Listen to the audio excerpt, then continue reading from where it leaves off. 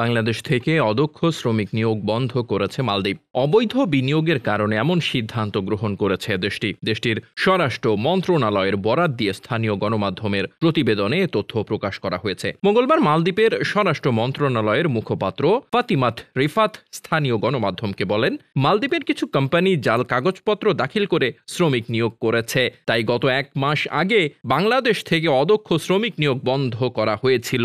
বিষয়টি নিয়ে তদন্ত শুরু হয়েছে। দ্বীপ দেশটিতে অবৈধ অভিবাসী সমস্যা দীর্ঘদিনের সমস্যা সমাধানের প্রচেষ্টার অংশ হিসেবে স্বরাষ্ট্র মন্ত্রণালয় সম্প্রতি কুরাঙ্গি নামে বিশেষ অভিযান শুরু করেছে। এই অভিযানে 700 জনেরও বেশি অভিবাসীর বায়োমেট্রিক তথ্য সংগ্রহ করা হয়েছে।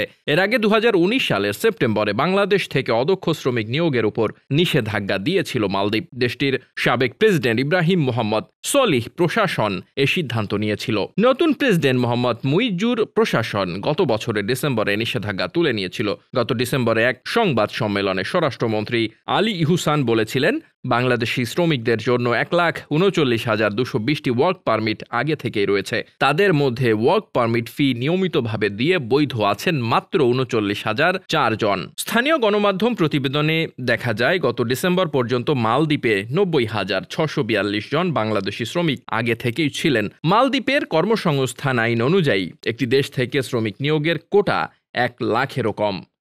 ডেস্ক রিপোর্ট, বার্তা বাজার।